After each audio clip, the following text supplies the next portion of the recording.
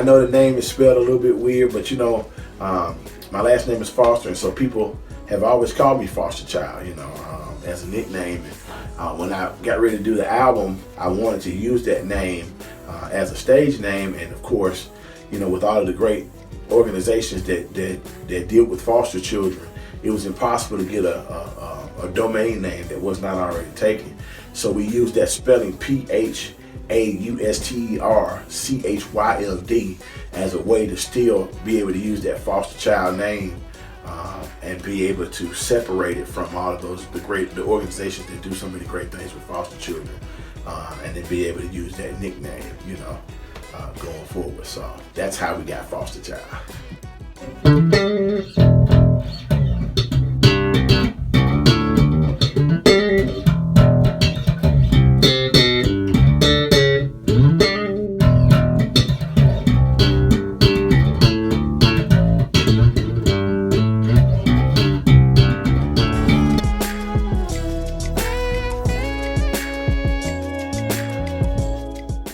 Yeah, so I fell in love with bass at a really young age.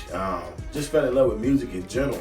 I can remember as a kid finding a cassette tape that my parents had of Michael Jackson, and I don't know what the rock singer's name. I know he's a famous guy, but it was like, "He looks so wild." Please, baby, please. Now listen, this is it. You look so great.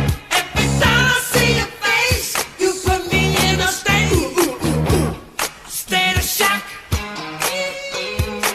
But I can remember asking for a bass every birthday, every Christmas. And I got to the Christmas of my junior year, and my mom and dad asked me, they said, you know, "What do you want for Christmas this year?"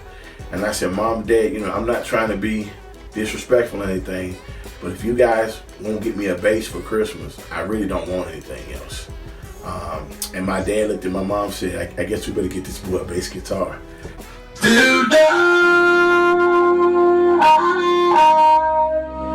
I just wanna take you higher, put your hand up in the sky, and set this party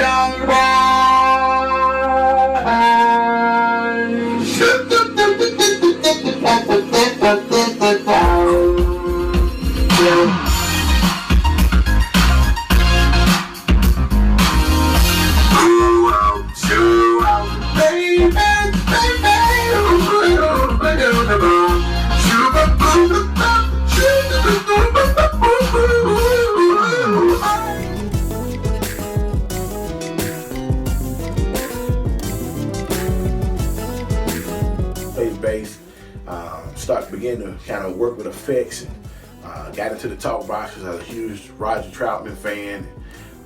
So you know, those are things that I bring to the table that I think are probably a little bit different than some of the other bass players out there. I know there's some other guys that do it, but you know, performance-wise, doing the bass and doing the talk box, using the effects, kind of like a Bootsy Collins kind of thing.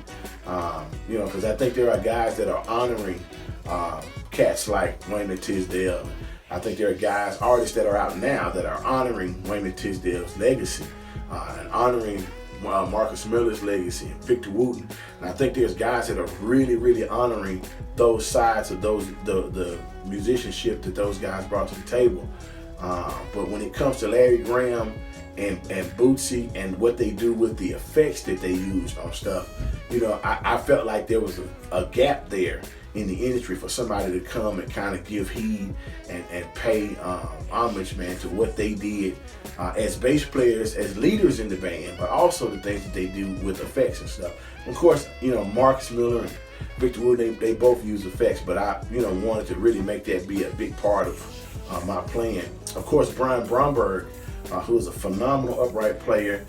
Brian Bromberg is a guy, I got his CD. I think Norris was the first one to give me that CD back when I was in high school, and it completely blew me away to hear him playing stereo fretless panning nylon string bass, you know, and the tones that he used, the piccolo bass, you know, the bass is like a higher octave, and to hear him play the things that he was playing on his albums just really blew my mind. So you know, if there had to be if you had to kind of think of an idea of what my sound is, it's me mixed in with Brian Bromberg and a little bit of Wayman Tisdale and a little bit of Marcus Miller and a little bit of Larry Graham and a little bit of Bootsy, maybe a lot of Bootsy on the funky side. But those are the things that make up who I am.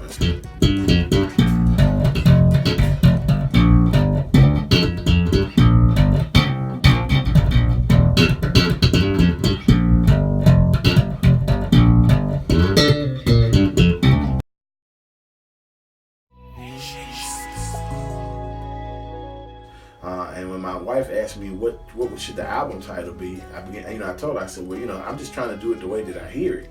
And that's what stuck as the album title, was just to do it, to entitle the album the way I hear it. And so that's what we did. We got together with some of the musicians that I know and began to write these tunes and put everything together. My favorite songs on the album is a song called Talk to Me that I wrote for my wife. It's an inspirational song. Me and my wife's marriage has had its ups and downs, and there's a scripture in the Bible that says that we have to make our requests known before the Lord. And so that being a shadow and a type, the husband and wife being a shadow and type of Christ in the church, it seemed right to me that my wife should be able to make her request known to me. She should be able to tell me what she dreams of and what she wants. I'll always, because I love her, I'll always, the way God does with us is gives us our needs.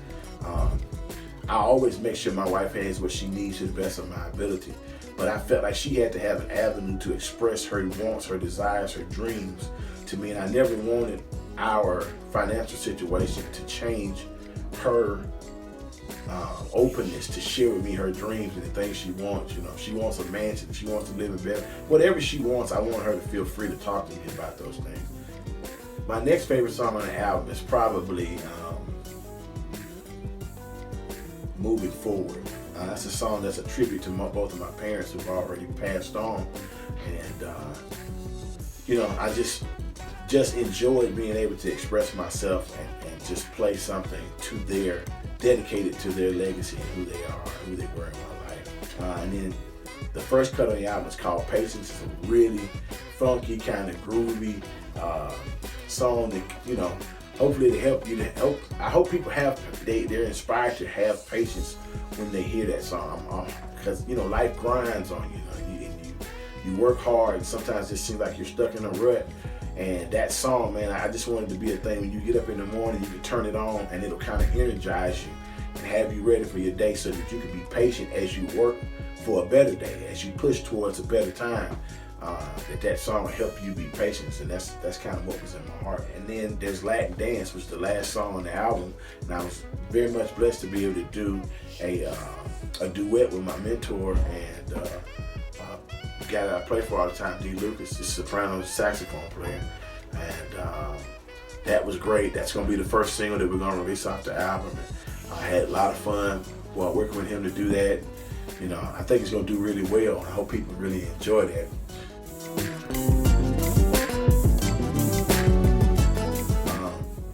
We're working with Jason Gorov and working with smoothjazz.com on our radio promotion that's getting ready to go out.